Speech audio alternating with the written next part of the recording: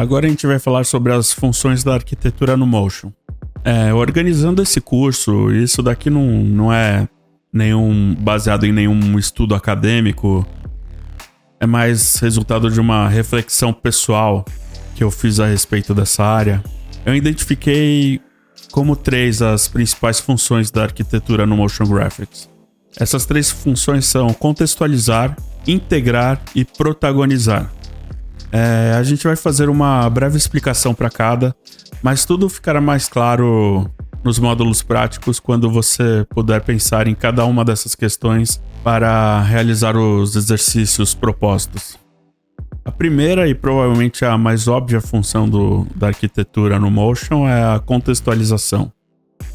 Ou seja, a utilização do ambiente arquitetônico para atribuir de forma incisiva, mas sem necessariamente roubar a atenção, valores e qualidades ao objeto a ser tratado na peça de motion. Qualidades que, de outra forma, não seriam facilmente comunicadas sem incorrer em clichês, maneirismos ou simbolismos óbvios. As principais categorias dentro da contextualização são a geográfica, ou seja, em qual parte do mundo, ou dependendo do universo onde ocorre a história, em qual mundo se dá a narrativa, né? Vai que é uma ficção científica, vai que é algo que ocorre no espaço.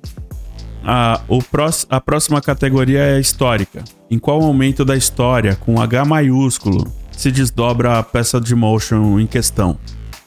A categoria econômica. O ambiente no qual ocorre a peça de motion remete à riqueza, à pobreza ou alguma das classes médias em todas as suas nuances. O produto mostrado, por exemplo, é para pessoas com muito dinheiro ou é acessível para pessoa média? O personagem retratado tem preocupações com dinheiro? Como que o ambiente ao redor dele reflete essa realidade interna? Agora, seguindo para a categoria cultural, essa provavelmente é a categoria de contexto mais desafiadora, pois se dá no âmbito do comportamento humano.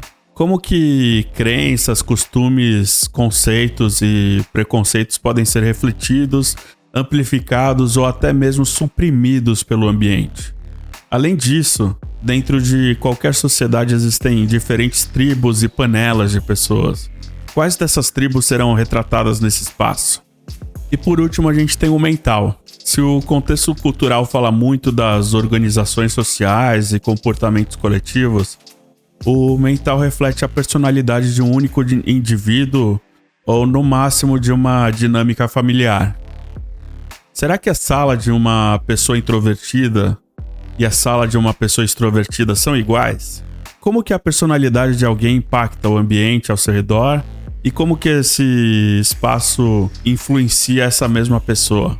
Também podemos pensar a respeito de um ambiente saudável ou doente, organizado ou desorganizado, criativo ou destrutivo, enfim, infinitas combinações dualísticas aí são possíveis dentro dessa categoria.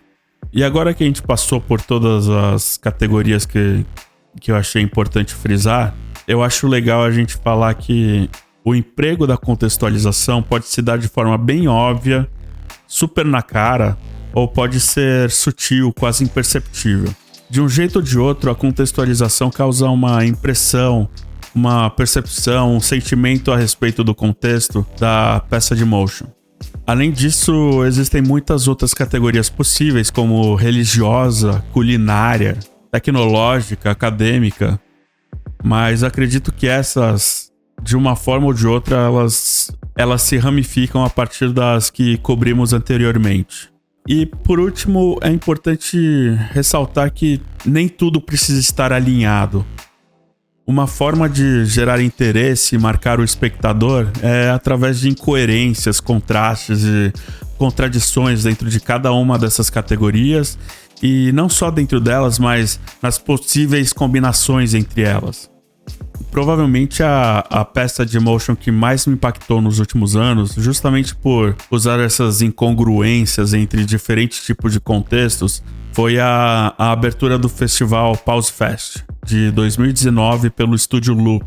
Vamos ver como eles conseguiram colocar tantos conceitos como sagrado, totalitarismo, tecnocracia, industrialismo, evolução, consumismo, rebelião e, por fim, mas não menos importante, redenção, em uma única peça com menos de 3 minutos.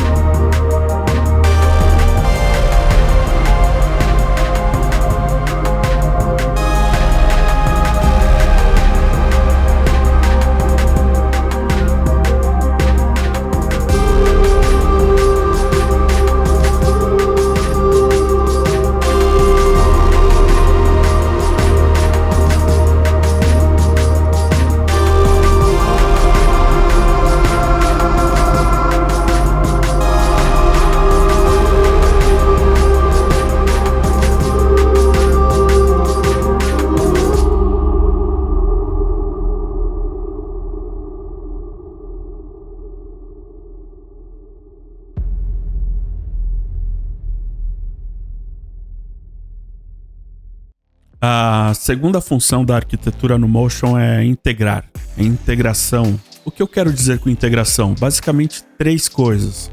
A gente determinar o espaço como suporte para a ação. Nesse caso é a ação física mesmo dos elementos que fazem parte de uma cena de motion. É o espaço e a relação entre diferentes elementos. Como que os elementos que compõem uma cena se comportam entre si e como o espaço determina ou influencia esses comportamentos. E o espaço em relação à narrativa.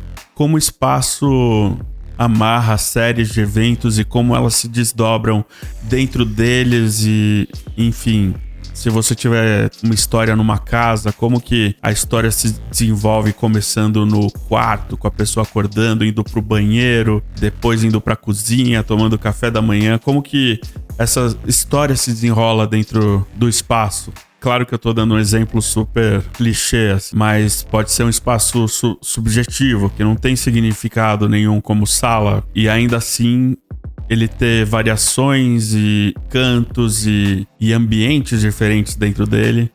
E cada um desses ambientes está reservado para uma parte da narrativa. E como você passa a identificar a narrativa inteira ao conhecer o espaço inteiro. A terceira função da arquitetura no motion é protagonizar. De forma objetiva, podemos pensar no espaço protagonizando sua própria peça de motion em animações de arquivis ou comerciais de empreendimentos imobiliários. Mas a realidade é muito maior do que isso também. A realidade é que algumas das peças com maior sensibilidade artística são de espaços protagonizando a narrativa, ou muitas vezes a ausência dela. Um olhar ou uma câmera subjetiva explorando espaços enquanto eventos, personagens, conceitos que nunca veremos diretamente são apenas inferidos por marcas deixadas nas paredes, nos móveis ou na janela. A própria estrutura arquitetônica pode falar muito sobre um indivíduo único ou sobre uma sociedade inteira. São geralmente obras mais conceituais, mesmo abandonando o motion design e o design em si, para abraçar plenamente a arte pela arte. Não é incomum profissionais de arquivismo nos surpreenderem ao decidir realizar esse tipo de projeto totalmente conceitual. E eles fazem isso como poucos artistas de outras categorias seriam capazes. Eles têm uma compreensão de espaço que foge à maioria dos designers, ilustradores e muitas vezes até mesmo a artistas conceituais. E finalizando, uma qualidade que quase sempre está presente nessa função da arquitetura no motion é a nostalgia. A saudade de ver um espaço que hoje é vazio, ocupado por algo que a gente nunca percebeu diretamente ou terá a oportunidade de ver.